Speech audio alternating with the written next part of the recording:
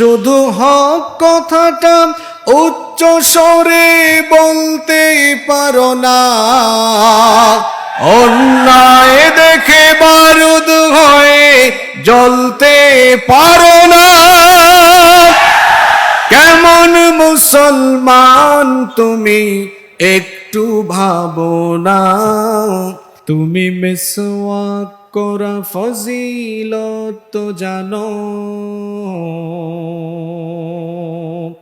খাবার শেষে মিষ্টি মুখের হাদিসটাও মানো। তুমি মিসওয়াক করা ফজিলত তো জানো, খাবার শেষে মিষ্টি মুখের হাদিসটাও মানো। শুধু হক কথাটা উচ্চ স্বরে বলতে পারো না, অন্যায় দেখে বারুদ হয়ে জ্বলতে পারো না। কেমন মুসলমান তুমি একটু ভাবো না, কেমন তোমার ঈমান একটু বলো না। তুমি মিসওয়াক করা ফজিলত তো জানো, খাবার শেষে মিষ্টি মুখের হাদিসটাও মানো। তুমি যে কালিমার দাওয়াত দিলে বুকেতে নেই তুলে, দেখো সেই কালিমার দাওয়াত দিয়ে কত জনাজ জেলে। তুমি যে কোরআনের ওয়াজ করলে হাদিয়া তুহফা মিলে, দেখো সেই কিতাবের ব্যাখ্যা লিখে কেউ ফাঁসিতে ঝোলে। তুমি দুনিয়ার মুখে জীবনের মায়া ছাড়তে পারো না, প্রভুর রাহে প্রাণ বিলিয়ে দিতে জানো না।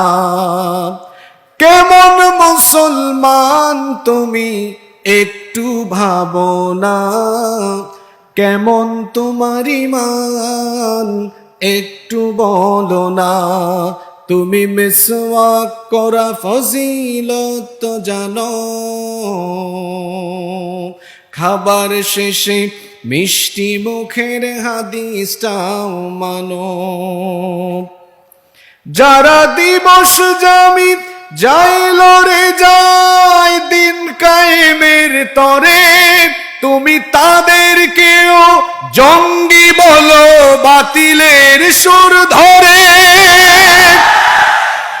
ফতোয়া দিয়ে উম্মার মাঝে বিভক্তি শুধু বাড়াও, নিজেকে ভাবো হক বাকিরা ভুলেই নীতিটা ছড়াও। তুমি ভাঙনের খেলা খেলতে জানো, গড়তে জানো না।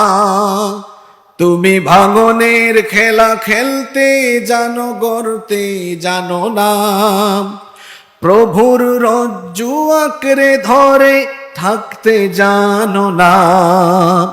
কেমন মুসলমান তুমি একটু ভাবো না, কেমন তোমার ঈমান একটু বলো না। তুমি মিসওয়াক করা ফজিলত তো জানো, খাবার শেষে মিষ্টি মুখের হাদিসটাও মানো।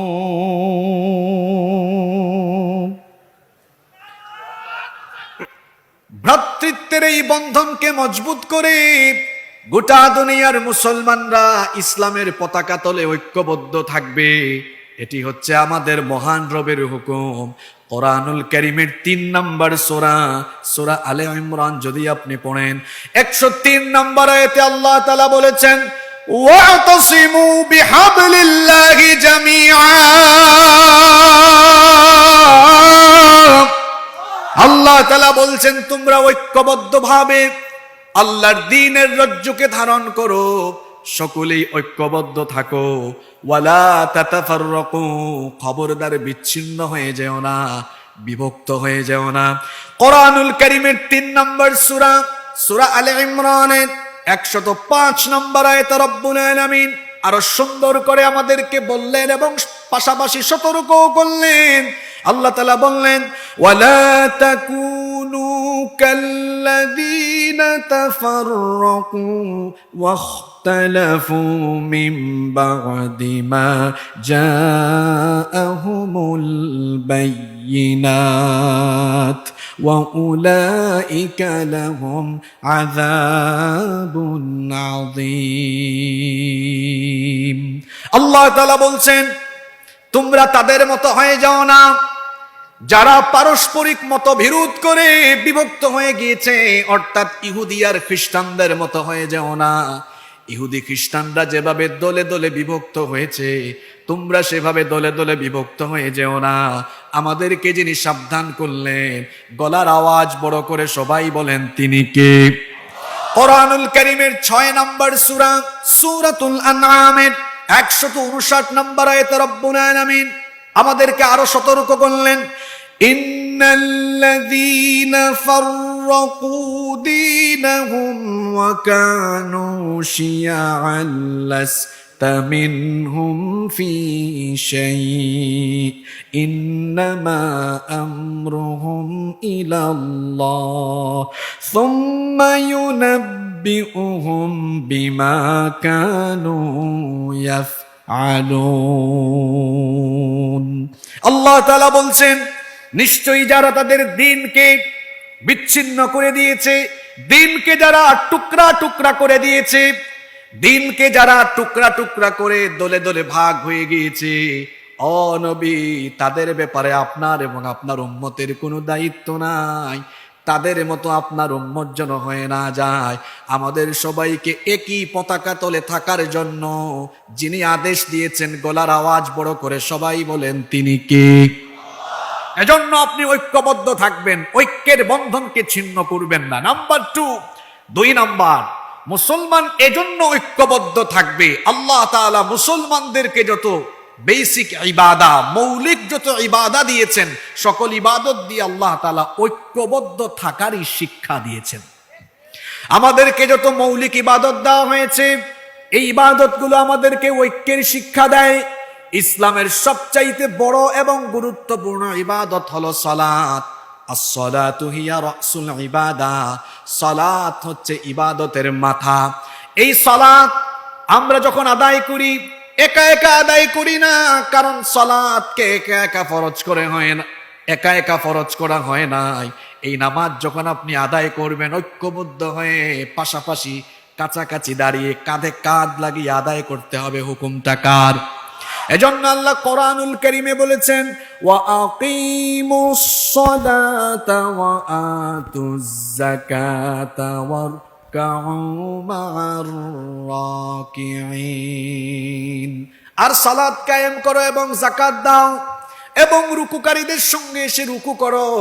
আমাদের এলাকায় যে মসজিদ আছে, আজান যখন হয়ে যায়, যখন আমরা মসজিদের ভেতরে ঢুকে যাই, তখন আর আমাদের মধ্যে কোনো দলাদলি থাকে? মসজিদের ভেতরে গিয়ে আওয়ামী লীগের লোকজন বলে না, আমরা ক্ষমতায়, আমরা থাকবো সামনের কাতারে, বিএনপির লোকেরা তোরা চলে যা পিছনের কাতারে।